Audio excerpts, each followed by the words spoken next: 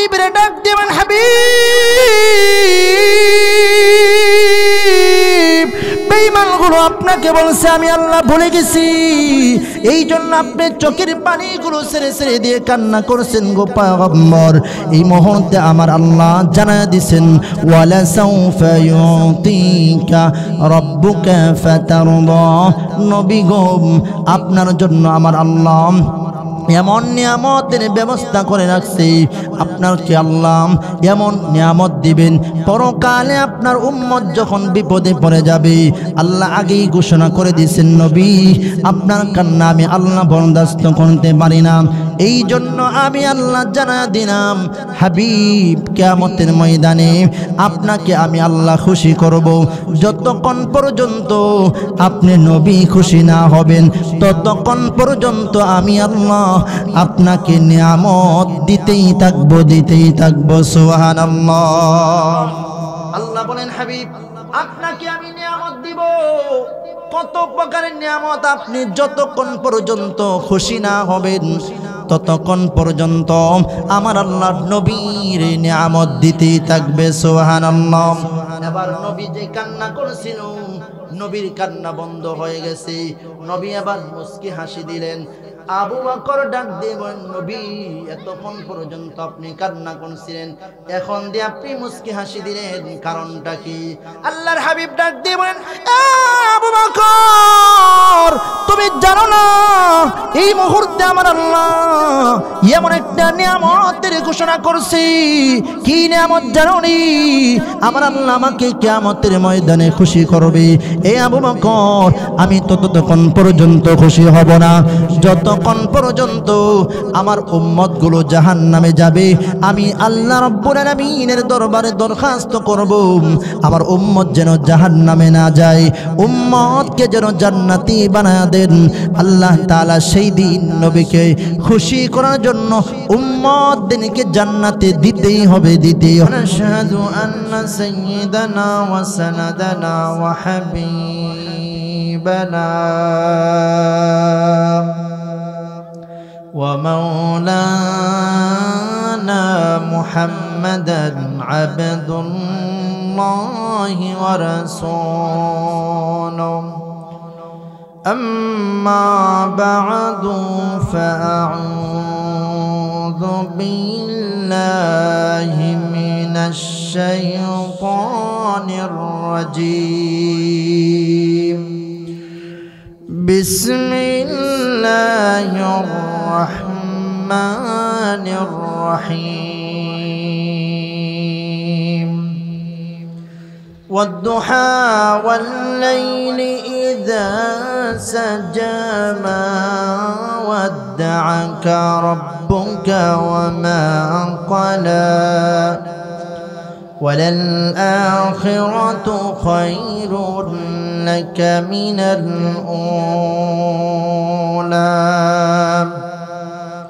ولسوف يعطيك ربك فترضى ألم يجدك يتيما فآوى ووجدك ضالا فهدى ووجدك عائلا فأغنى فأما اليتيم فلا تقهر وأما السائل فلا تنهر وأما بنعمة ربك فحدث صدق الله العظيم وصدق رسوله النبي الكريم قال رسول الله صلى الله عليه وسلم تركت فيكم أمرين لن تضلوا ما تمسكتم بهما كتاب الله الله وسنة رسوله إن الله وملائكته يصلون على النبي يا أيها الذين آمنوا صلوا عليه وسلموا تسليما اللهم صل على محمد وعلى آل محمد كما صليت على إبراهيم وعلى آل إبراهيم إنك حميد مجيد اللهم بارك على محمد وعلى آل محمد كما باركت على إبراهيم وعلى آل إبراهيم إنك حميد مجيد بلغ العلا بكماله كشف الدجى بجماله حسنت جميع خصاله صلوا عليه وآله محمد آكر كفر کو مٹایا کفر کو مٹا کر صداقت کو بتایا بلغ العلا بکماله كشف الدجى بجماله حسنت جميع خصاله صلوا عليه وآله لا إله إلا الله لا إله إلا الله لا إله إلا الله لا إله إلا الله لا إله حسبي ربي جل الله ما في قلبي غير الله لا إله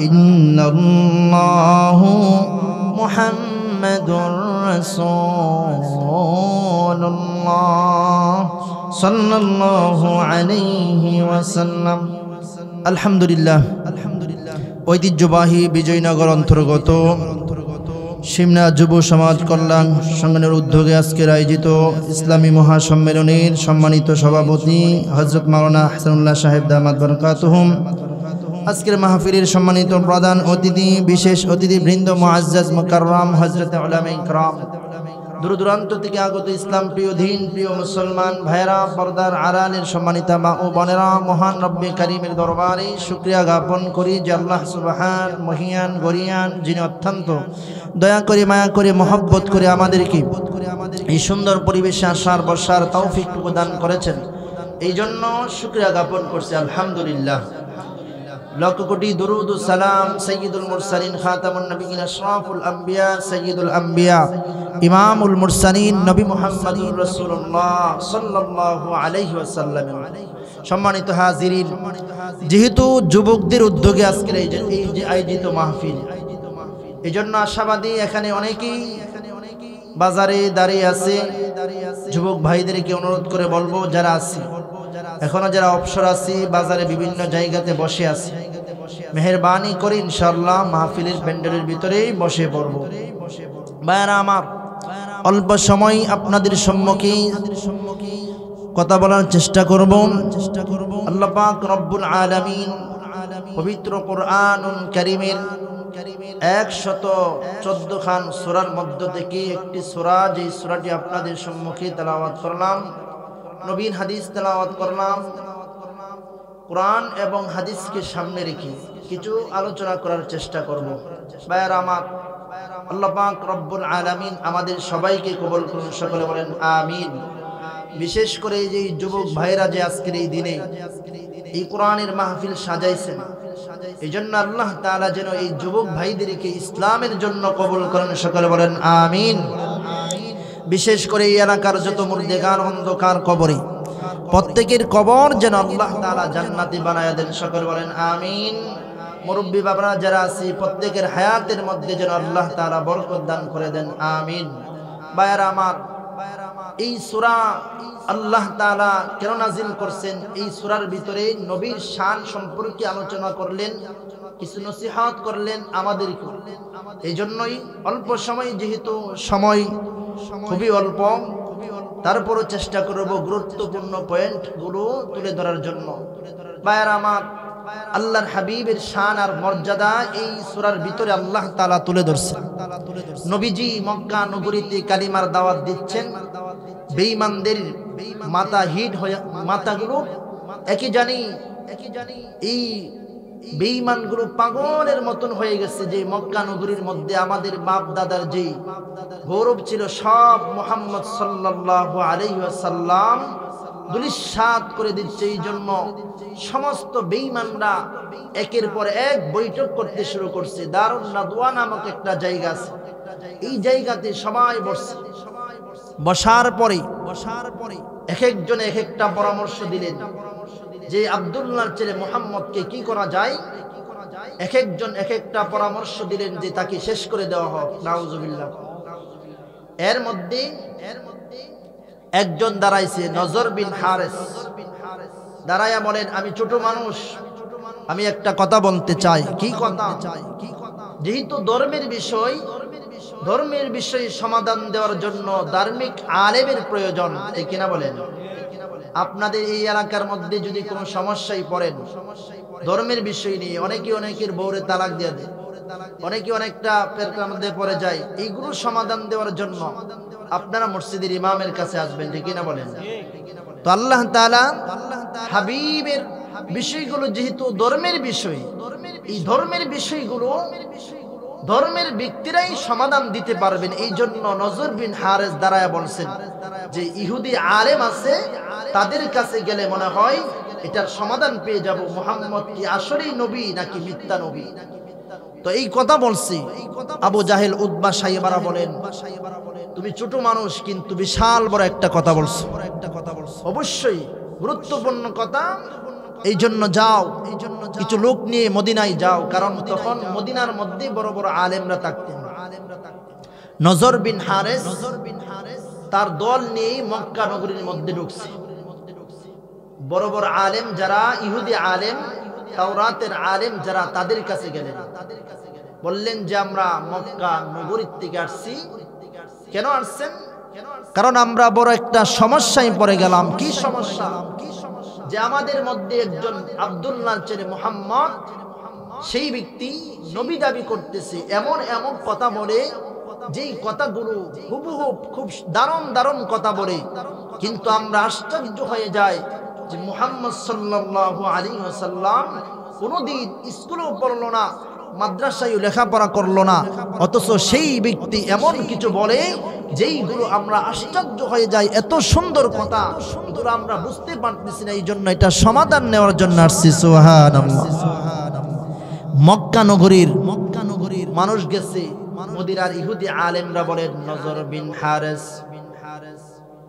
তুমি যেই কথাগুলো বললাম, অবশ্যই আমি এই কথার জবাব তোমাকে অবশ্যই আমি একটা সমাধান দিব। মদিনার সমস্ত আলেমরা মুহাম্মদ নবীর নাম শোনা মাত্রই, আর মুহাম্মদ যেই কথাগুলো বলছে ওনার ব্যাপারে, শিশু নবীর ব্যাপারে, যখন আল্লাহর হাবিবের ব্যাপারে যখন এই কথাগুলো বলছেন, ইহুদি আলেমরাও তারাও একেবারে যেন তাদের মাথা নষ্ট হয়ে গেছে। নজর বিন হারেসকে রেখে বলেন, এরে মক্কা নগরীর মানুষেরা শোনো, কি বলো তোমরা? এমন কথা যদি বলে থাকো তাহলে তো আমাদেরও ভয় হয়। কেন কেন? কারণ জানি আমরা কিতাবের একটা জায়গাতে নয়, অসংখ্য অগণিত জায়গাতে আমরা শুনেছি, বলেছি যে আব্দুল্লাহর ছেলে মুহাম্মদ যার নাম হবে, তিনি লেখাপড়া করবে না, কিন্তু উনার যে কথাগুলো আসবে মহান রব্বি কারীম তাকে নবুয়তি দান করে দিবেন। নবুয়তি পাওয়ার পরে তিনি মক্কা নগরীর ভিতরে কালিমার দাওয়াত দিবেন। তিনার কাছে মানুষগুলো দলে দলে কালিমা পড়ে মুসলমান হয়ে যাবে। সুবহানাল্লাহ। মক্কার বেঈমানদেরকে ডাক দেবেন, এই নজর বিল হারাস, কি বললা তোমরা? অবশ্যই মুহাম্মাদের ব্যাপারে আমরা এতদিন পর্যন্ত জানছি আর পড়ছি, কিন্তু আজকে তোমাদের সম্মুখ থেকে শুনে আমরাও আশ্চর্য হয়ে গেলাম। এই বুঝি মুহাম্মদ নবী, যার জন্য এতদিন পর্যন্ত আমরাও বিভিন্ন সময় মুহাম্মদের কথাগুলো শুনতাম, মুহাম্মদের বিষয়গুলো শুনে শুনে আসছি। আজকে তোমাদের কথা শুনে আমরাও সেই আশা পূরণ হয়ে গেছে যে মুহাম্মদ বুঝি দুনিয়াতে আসছে। এবার বেঈমান আলেমগুলো ডেকে ডেকে বলেন, নজর বিল হারেস, তোমরাই বললাম যে মুহাম্মদ কোনদিন মাদ্রাসায় লেখাপড়া করেন নাই, স্কুলও পড়ে নাই, কিন্তু মুহাম্মদ যে কথাগুলো বলেন এই কথাগুলো সাধারণ কোনো কথা নয়। এই কথাগুলো আল্লাহ রাব্বুল আলামিন জিবরাইলের মাধ্যমে নবীকে জানায়া দেন, আর নবী গোটা মক্কা নগরীর ভিতরে কালিমার দাওয়াত দেয়। বেঈমানগুলো মুহাম্মদের কথা শুনে শুনে কালিমা পড়ে পড়ে বুঝি মুসলমান হয়ে যায়। সুবহানাল্লাহ। নজর বিন হারেস ডাক দিয়ে বলেন, এই মদিনার আলেমরা শোনো, এবার আমাদের সমাধান দাও, কিভাবে মুহাম্মদ কি আসলে নবী নাকি মুহাম্মদ মিথ্যাবাদী, এটা প্রমাণ করার জন্য আবু জাহেল উতবা আমাদেরকে পাঠাইছেন আপনাদের কাছে। আপনারা একটা পরামর্শ যদি দেন। মক্কা নগরীর সমস্ত মানুষদেরকে উদ্দেশ্য করে বেঈমান ইহুদি আলেমরা ডেকে বলেন, শোনো শোনো, এই মুহূর্তে তিনটা বিষয় তোমাদের সম্মুখে আমি বলে দিব। তিনটা প্রশ্ন মুহাম্মদের সম্মুখে রেখে দিবাম। যদি মুহাম্মদ পৃথিবীর জমিনে যদি শ্রেষ্ঠ পয়গম্বর হয়ে থাকে, মুহাম্মদ যদি আসল নবী হয়ে থাকে, তিনটা প্রশ্নের জবাব সঠিকভাবে দিয়ে দিবে। আর যদি মুহাম্মদ পৃথিবীর জমিনে মিথ্যা নবী হয়ে থাকে, অবশ্যই 3 প্রশ্নের জবাব মুহাম্মদ নবী দিতে পারবে না। তিনটা প্রশ্ন নজর বিন হারেস উনার কাছে যখন ছেড়ে দিলেন, উনি আর উনার দল লইয়া মক্কা নগরীতে আগমন করছে। আবু জাহেলকে ডাক দেন, সর্দার, মদিনার আলেমগুলো তিনটা প্রশ্ন আমাদের সম্মুখে রেখে দিছে। এই তিনটা প্রশ্নের জবাব মুহাম্মদ যদি সত্য নবী হয়ে থাকে তাহলে মুহাম্মদ নবী দিতে পারবে, আর যদি মুহাম্মদ মিথ্যা নবী হয়ে থাকে তাহলে 3 প্রশ্নের জবাব মুহাম্মদ নবী দিতে পারবে না। আবু জাহেল উতবা সাইবারা তিনটা প্রশ্ন লইয়া যখন আল্লাহর হাবিবের ব্যাপারে যখন এই কথাগুলো নজর বিন হারেস সম্মুখে রেখে দিলাম, আবু জাহেল উতবা সাইবারাম তারা পাগল হইয়া আল্লাহর নবীরে দেখার জন্য, আল্লাহর নবীর কাছে যাওয়ার জন্য পাগল হয়ে গেছে। আল্লাহর হাবিব সকালবেলা খানায় কাবার চত্বরে দাঁড়ানো। বেঈমান আবু জাহেল উতবা সাইবারাম নবী খানায় কাবার চত্বরে, বেঈমানগুলো আল্লাহর হাবিবের সামনে দাঁড় হয়ে গেছে। আল্লাহর হাবিবের ডাক দিয়ে বলেন, ভাতিজা মুহাম্মদ, তুমি আমাদের রে বাতিজা, তোমাকেই বড় আমরা মহব্বত করলাম, তোমাকেই আমরা লালন পালন করছি, তোমাকে বড় আদর যত্ন করে আমরা লালন পালন করছি। ভাতিজা তোমার কাছে তিনটা প্রশ্ন নিয়ে আসছি, তিনটা প্রশ্নের জবাব তুমি আমাদেরকে দিতে হবে। আরে মুহাম্মদ, তিনটা প্রশ্নের জবাব তুমি কেমন ভাবে দিবা শোনো। এই মুহূর্তে আমাদেরকে তিনটা প্রশ্নের জবাব দিবা। তবে শুনে রাখো, যদি তিনটা প্রশ্নের জবাব সঠিকভাবে দিতে পারো তাহলে অবশ্যই তুমি কালিমার দাওয়াত চালিয়ে যাইবা। আর যদি তিনটা প্রশ্নের জবাব তুমি সঠিকভাবে না দিতে পারো তাহলে মক্কা নগরীর ভিতরে তোমার কালিমার দাওয়াত চলবে না। নাউযুবিল্লাহ। আল্লাহর হাবিব ডাক দিবেন, চাচা আমি মুহাম্মদ আল্লাহর পয়গম্বর, আমি তিনটা প্রশ্নের জবাব সঠিকভাবে দিব কি দিব না পরের বিষয়। তবে আল্লাহর হাবিব ডাক দিয়ে বলেন, আবু জাহেল শুনেন, আমি আল্লাহ রাব্বুল আলামিন আমাকে আদেশ করেছেন মক্কা নগরীর মধ্যে গোটা পৃথিবীর মধ্যে কালিমার দাওয়াত ছড়িয়ে দেওয়ার জন্য। হাবিব ডাক দিয়ে বলেন, চাচা শুনেন, মক্কা নগরীর ভিতরে কালিমার দাওয়াত দিব না দিব, বন্ধ করব কি করব না, আমি আপনি চাচার কাছ থেকে অনুমতি নিব না। সুবহানাল্লাহ। আল্লাহর হাবিব ডাক দিয়ে বলেন, চাচা তিনটা প্রশ্ন কি, আপনাকে সঠিক জবাব দেওয়ার জন্য আপনাকে আমি আগেই বলে রাখি। চাচা শুনেন, আপনি তো ভালো করে জানেন আমি মুহাম্মদ নিজে থেকে কোনো কিছু বলি না। জিবরাইল কে আল্লাহ রাব্বুল আলামিন জিবরাইলকে জানায়া দেন, জিবরাইল আমি নবীকে জানায়া দেন, আমি নবী আপনাদের সম্মুখে প্রকাশ করি। ও চাচা, আমি তো নিজে থেকে কোনো কিছু বলতে পারি না। আল্লাহর হাবিব ডাক দেবেন, চাচা আপনার তিনটা প্রশ্ন আমাকে বলেন, অবশ্যই আমি তিনটা প্রশ্ন দেওয়ার চেষ্টা করব। সময় নিলাম, কত সময় নিবাম তিনটা প্রশ্নের জবাব দেওয়ার জন্য। আল্লাহর হাবিব 24 ঘন্টা সময় নিলেন। আল্লাহর হাবিব রে আবু জাহেল ডাক দেবেন, ভাতিজা মুহাম্মদ তোমার কাছে যেই তিনটা প্রশ্ন দিব অবশ্যই সঠিক জবাব দিতে হবে, যদি না দিতে পারো তাহলে কিন্তু তুমি মিথ্যা নবী হয়ে যাইবা। আল্লাহর হাবিবের কাছে আবু জাহেল তিনটা প্রশ্ন রাখলেন।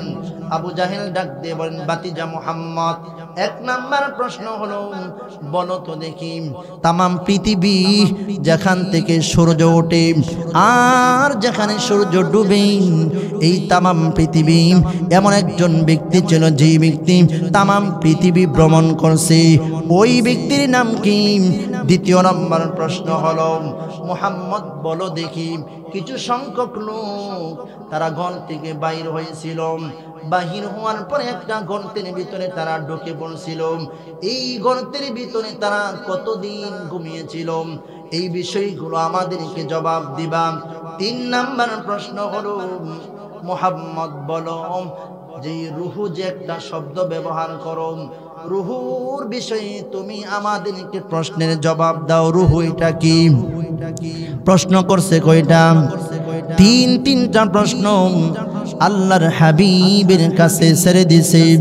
আল্লাহর হাবিব চাচাকে ডাক দেবেন, চাচা অবশ্যই আপনাকে আমি তিনটা প্রশ্নের জবাব সঠিকভাবে দেওয়ার চেষ্টা করব। আল্লাহর হাবিব 24টা ঘন্টায় সময় নিলেন। 24টা ঘন্টা সময় নেওয়ার পরে বেঈমান আবু জাহেল উদ্বারাম তিনি বাড়িতে রওনা করছে।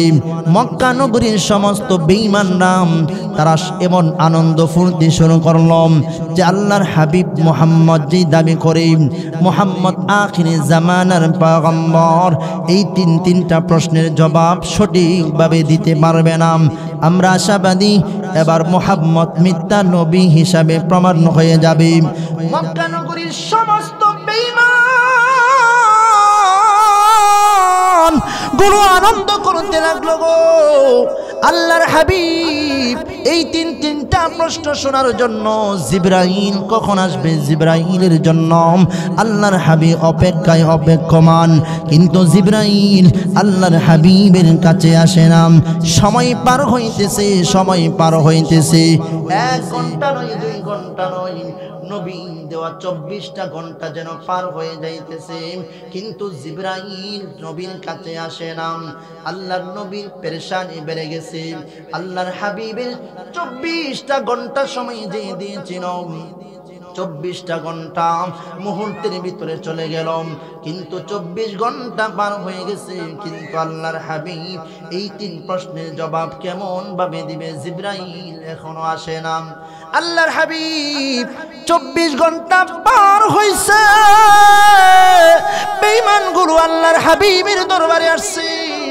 আল্লাহর হাবিবরে ডাক দিবেন, ভাতিজা মুহাম্মদ,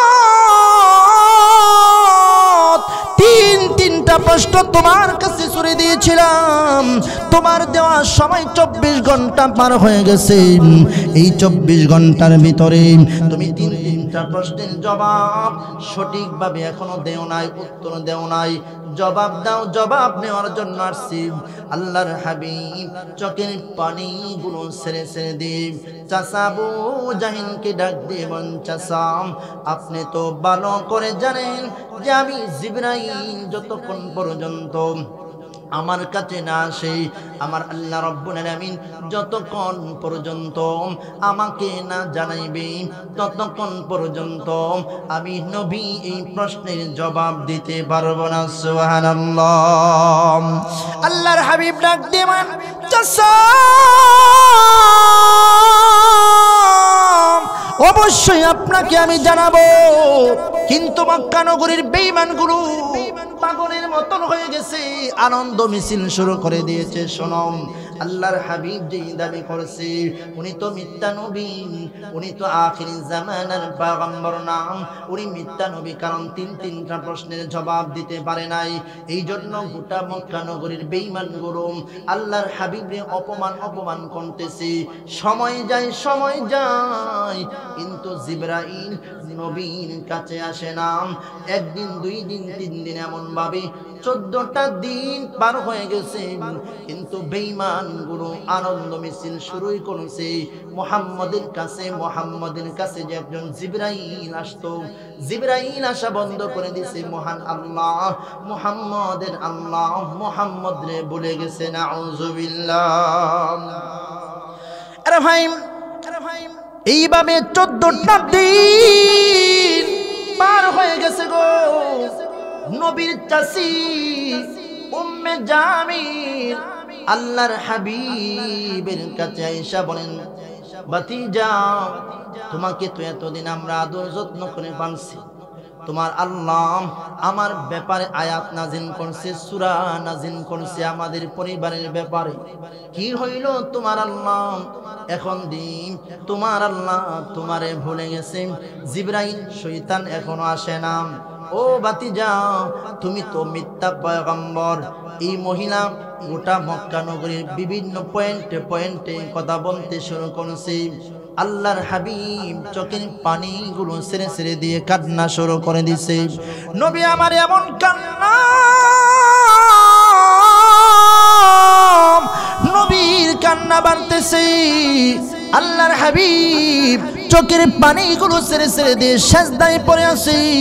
আমার আল্লাহ রাব্বুল আলামিন নবীর কান্না যখন এতই বাড়ছে, আল্লাহ রাব্বুল আলামিন ডাক দেবেন, জিবরাইল 14টা দিন আমি আল্লাহর হাবিব চোখের পানিগুলো ছেড়ে দিয়ে কান্না করছি। ও জিবরাইল, এখন তো আমার বন্ধুর কান্না আমি আল্লাহ বরদাস্ত করতে পারি না। এই জিবরাইল,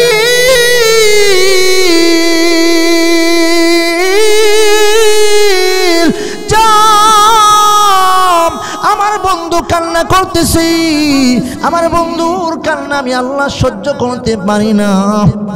এই মুহূর্তে দৌড়াইয়া যাও, আমার বন্ধুর কাছে চলে যাও।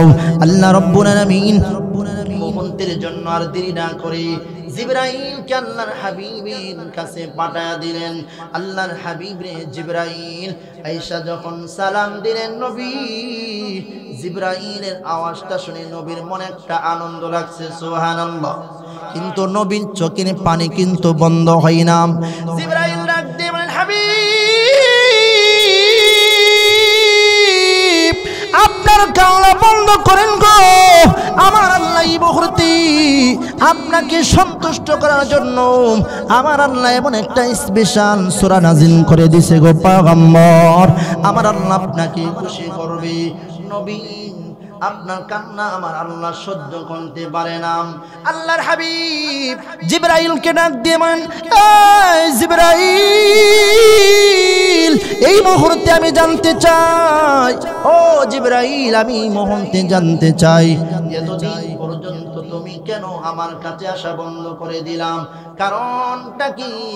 আল্লাহর হাবিব জিবরাইল ডাক দিয়ে বলেন, মুহাম্মদ নবী আপনার কাছে আসতে আমি জিবরাইলের বারবার মনে চাই, কিন্তু নবী গো আপনি ভালো করে জানেন মহান রব্বে কারীম যতক্ষণ পর্যন্ত আমাকে আদেশ না করে ততক্ষণ পর্যন্ত আমি জিবরাইল আসতে পারি না।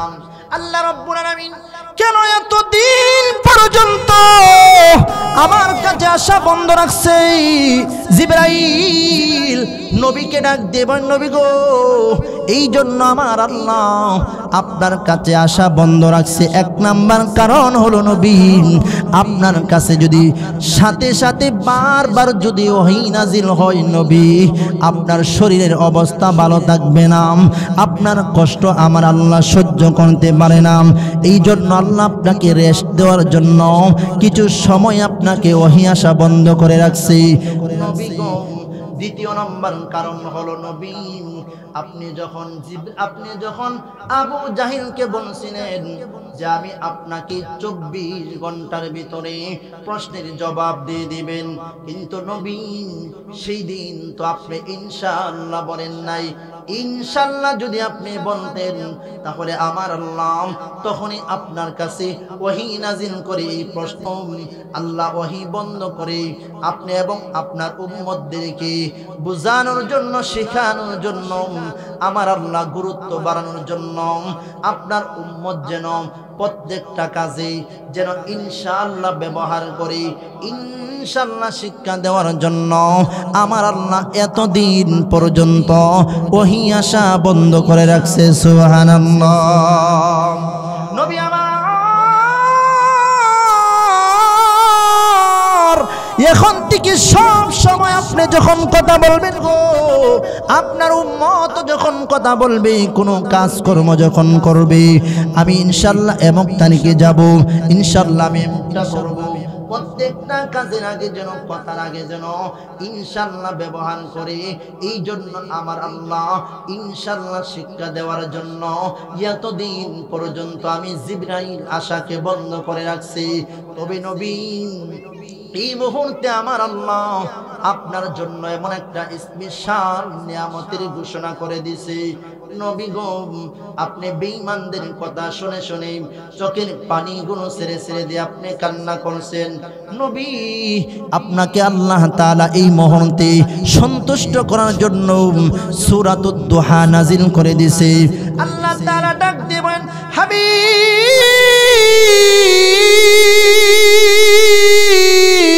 আমার আল্লাহ ডাক দেবেন, ওয়াদ-দুহা ওয়াল-লাইলি ইযা সাজা।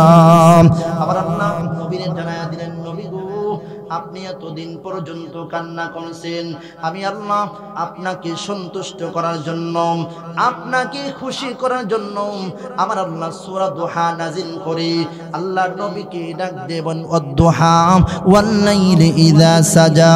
আল্লাহ বলেন, নবী আমি আল্লাহ সূর্যের কসম খাইলাম, আমি আল্লাহ আলোর কসম, অন্ধকারের রজনীর কসম গো। আরেকটা অর্থ হলো নবী আপনার সুন্দর উজ্জ্বল চেহারার কসম। দ্বিতীয় নম্বর আল্লাহ বলেন ওয়াল্লাইলি ইযা সাজাম, আপনার যে কালো চুল, এই চুলের কসমকে আবার আল্লাহ বলেন মা ওয়াদ্দাআকা রব্বুকা ওয়া মা ক্বালা।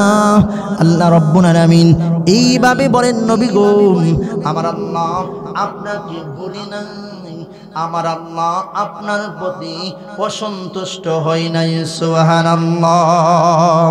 আল্লাহ রাব্বুল আলামিন দুইটা কসম কেটে বলেন পৃথিবীর মানুষেরা শোনো,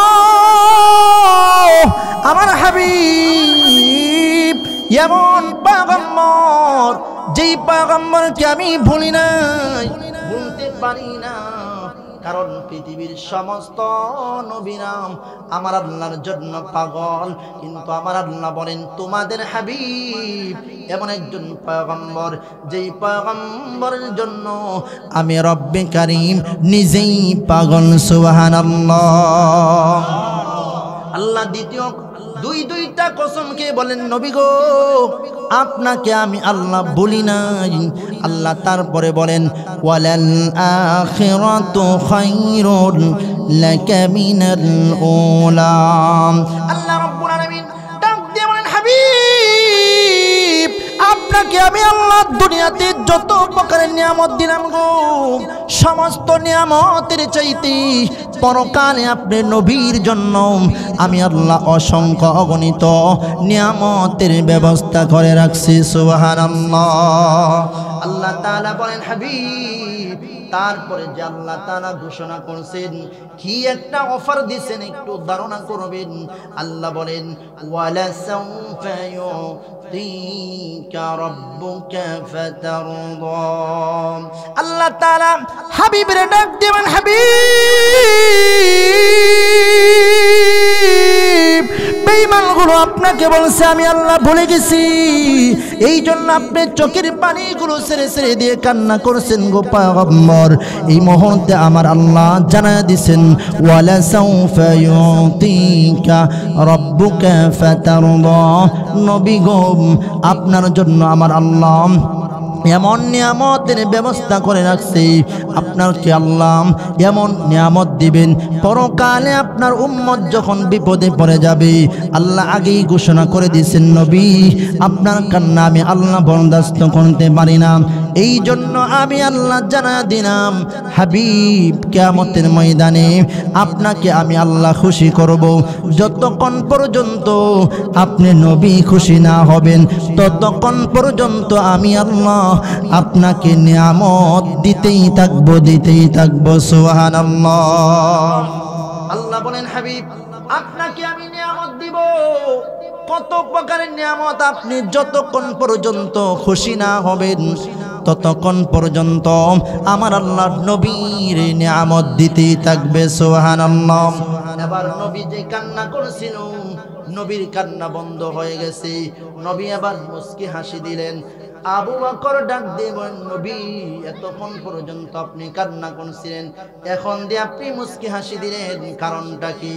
আল্লাহর হাবিব ডাক দিয়ে বলেন আবু বকর, তুমি জানো না এই মুহূর্তে আমার আল্লাহ এমন একটা নিয়ামতের ঘোষণা করছি। কি নিয়ামত জানো নি? আমার আল্লাহ আমাকে কিয়ামতের ময়দানে খুশি করবে।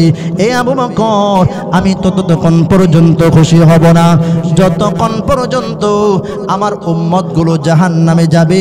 আমি আল্লাহ রাব্বুল আলামিনের দরবারে দরখাস্ত করব আমার উম্মত যেন জাহান্নামে না যায়, উম্মতকে যেন জান্নাতি বানায় দেন।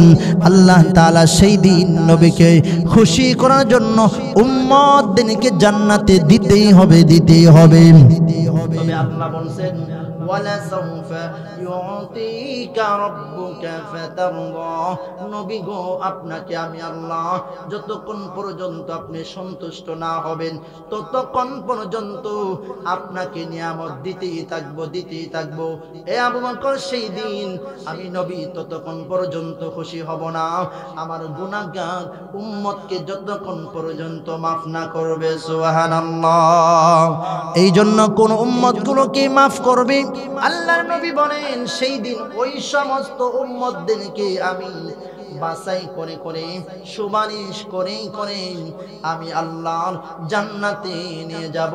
যেই সমস্ত উম্মতগুলো দুনিয়াতে আমি নবীর সুন্নতকে মানবে, যারা দুনিয়াতে সুদ খাইবে না, ঘুষ খাইবে না, বিভিন্ন প্রকারের হারাম, বেনামাজি, দাঁড়িয়ে রাখে না, আল্লাহর হাবিবের সুন্নত রূপে দায়িত্ব পালন করে না, ওই সমস্ত উম্মতদেরকে সেই দিন নবী সুপারিশ করবে না। ওই দিন নবীর সাথে জান্নাতে যাবে। নবী ওই সমস্ত উম্মতদেরকে বাছাই করবে যারা দুনিয়াতে আমি নবীর কথা মানবে। ওই দিন আমি আবু বকর সেই দিন উম্মতদেরকে বেছে বেছে আমি আল্লাহর জান্নাতে নিয়ে যাব। সুবহানাল্লাহ। তাহলে আল্লাহ তাআলা সেই দিন ওই সমস্ত উম্মতদেরকে জান্নাত দিবে যারা দুনিয়াতে নবীর আদর্শের উপরে জিন্দেগি চালাইবে। এই যুব সমাজ যে একটা উদ্যোগ নিছে, অবশ্যই আল্লাহর নবীর সুপারিশ পাওয়ার যোগ্য, ঠিক কিনা বলেন? তবেই কাজ হলো।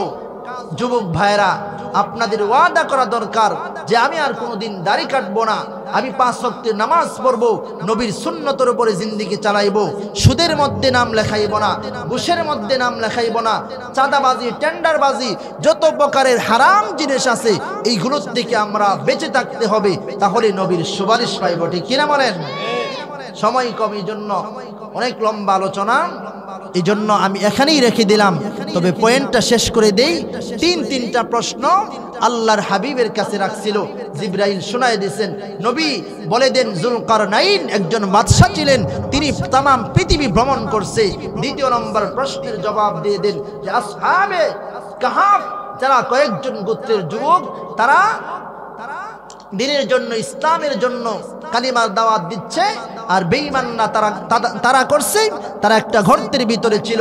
এখানে 309 বছর পর্যন্ত তারা সেখানে ছিল। আল্লাহর হাবিব 2 নম্বর প্রশ্নের জবাব দিয়ে দেন। 3 নম্বর প্রশ্ন হলো রুহু। এটা এমন একটা জিনিস, দুনিয়ার জমিন থেকে যখন আপনার রুহু বাইর হয়ে যায়, এটাই রুহু। আপনি যতক্ষণ পর্যন্ত জীবিত থাকবেন, আপনার রুহু যখন বাহির হয়ে যাবে আপনি শেষ। এটাই রুহু, এটাই বিষয়গুলো পরিষ্কার করে দেন। 3 প্রশ্নের জবাব দেওয়ার পরেও বেঈমান বলো মুহাম্মদ তোমার কালিমা চলবে না, নাউযুবিল্লাহ। এজন্য আল্লাহ তাআলা যদি কখনো সুযোগ হয়, ইনশাআল্লাহ বাকি আলোচনা, গুরুত্বপূর্ণ আলোচনা আর রয়েছে ইনশাআল্লাহ পরবর্তী সময়। ইনশাআল্লাহ গ্রামে অনেক মাহফিল হয়, এখানে দাওয়াত আছে ইনশাআল্লাহ।